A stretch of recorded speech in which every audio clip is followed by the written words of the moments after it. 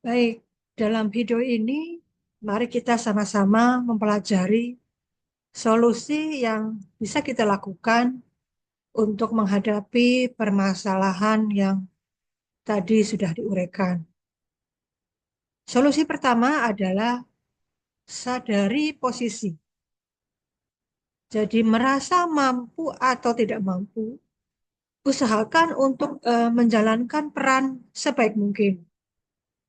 Jadi secara mudahnya begini, karena kita sudah eh, mendapatkan satu tugas, mendapatkan satu posisi, mendapatkan satu peran sebagai ketua atau disebut kepala atau pemimpin, dan di mana jabatan itu didapatkan sebagai konsekuensi dari jabatan eh, yang diperoleh oleh suami kita dalam hal ini, maka mau tidak mau kita harus menyadari bahwa posisi ini ada di pundak kita. Sekarang ini kita punya satu tugas, satu peran yang harus dijalankan. Di awal atau pada saat kita baru memulai, memang akan banyak hal-hal yang belum diketahui. Tidak tahu apa yang akan dilakukan, tidak tahu bagaimana mengkomunikasikan, dan sebagainya. Tetapi pertama, kita sadari dulu posisi ini, sehingga secara tidak langsung ketika kita menerima tugas ini, menyadari posisi ini, maka kita akan merasa lebih siap untuk melakukan eh, tindakan atau hal-hal lain ke depan.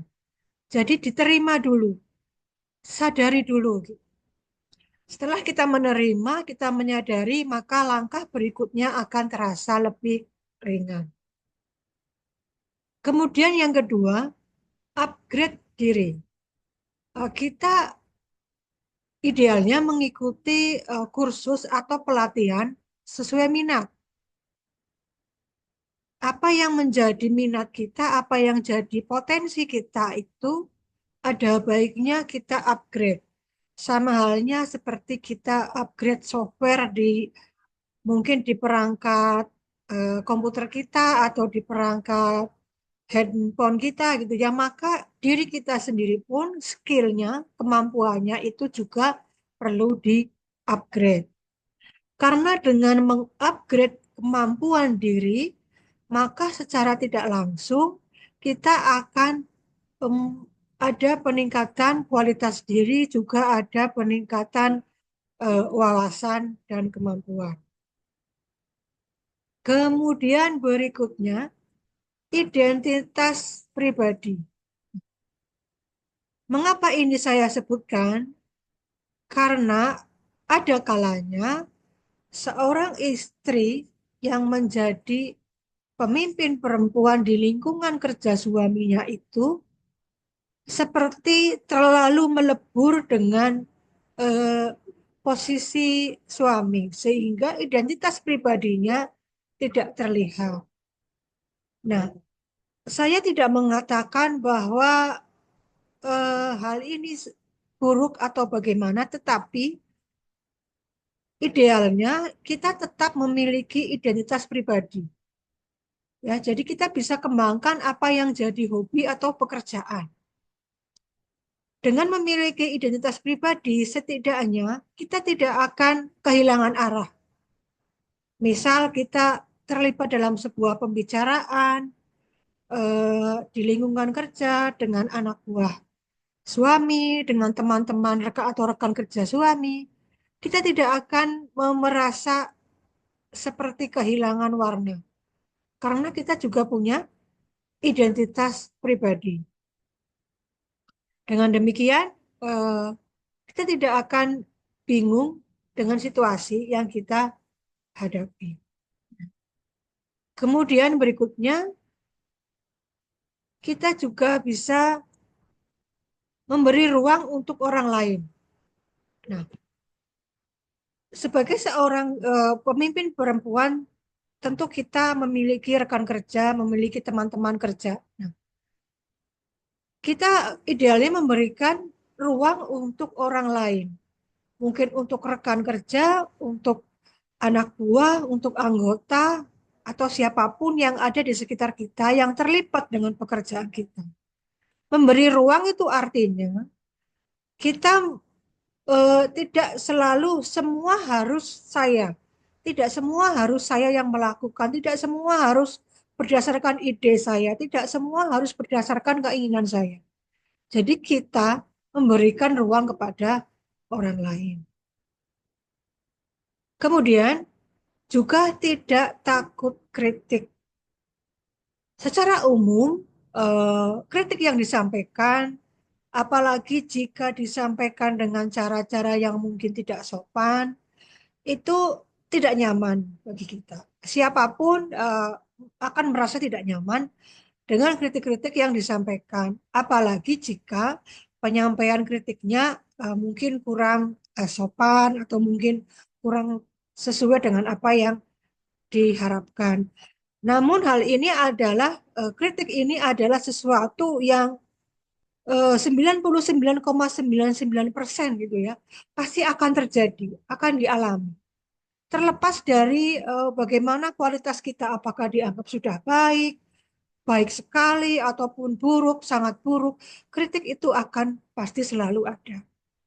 Seperti halnya yang sering kita lihat di sekitar kita ya, posisi apapun, serendah atau setinggi apapun, akan mengalami yang namanya kritik. Nah, di sini idealnya kita tidak takut dengan kritik. Ketidaknyamanan saat menerima kritik itu kita latih untuk kita terima. Kita terima, kita saring, kita identifikasi mana kritik yang kita gunakan untuk memperbaiki kinerja kita ke depan, dan mana kritik yang sebetulnya itu tidak perlu kita masukkan ke dalam pikiran kita, karena bisa jadi kritik yang dilakukan itu eh, tidak sesuai dengan situasi dan kondisi. Misal ya, ada orang yang mungkin dia hanya membutuhkan perhatian. Dia merasa kurang diperhatikan oleh kita, sehingga dia memberikan kritik. Padahal apa yang disampaikan dalam kritik itu mungkin sebetulnya sesuatu yang tidak perlu. Umpamanya, misal dia mengkritik konsumsi makanan, misal ya. Padahal makanan yang disajikan sudah sesuai standar.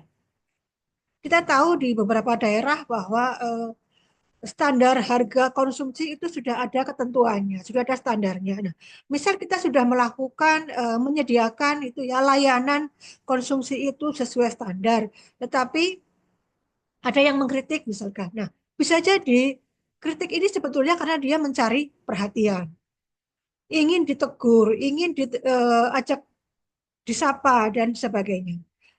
Dan beberapa hal lain yang eh, kita harus bisa membedakan mana kritik yang sebetulnya itu hanya sekedar mencari perhatian, dan mana kritik yang memang betul-betul harus kita pikirkan dan kita pertimbangkan untuk perbaikan ke depan. Nah, terakhir, setelah kita menyadari posisi, melakukan upgrade diri, memiliki identitas pribadi, dan kita juga memberi ruang untuk orang lain, dan menerima kritik dengan bijaksana, selanjutnya tampilkan dirimu. Artinya, setelah beberapa langkah itu kita lakukan, percayalah pada kemampuan diri sendiri, percaya pada kemampuan sendiri untuk menampilkan diri kita sesuai dengan tugas dan peran yang kita terima. Sekali dua kali merasa tidak nyaman, tidak terbiasa, tetapi kita memang harus melakukan itu. Seiring waktu akan ada pengulangan-pengulangan dan juga perbaikan-perbaikan hingga sampai di satu titik di mana kita merasa cukup nyaman dan cukup percaya diri dengan tugas dan peran yang akan kita jalankan. Demikian beberapa solusi yang bisa kita lakukan. Mudah-mudahan bisa kita pahami bersama, kita praktekkan sehingga terjadi sebuah peningkatan kualitas di dalam kita menjalankan peran atau tugas-tugas kita.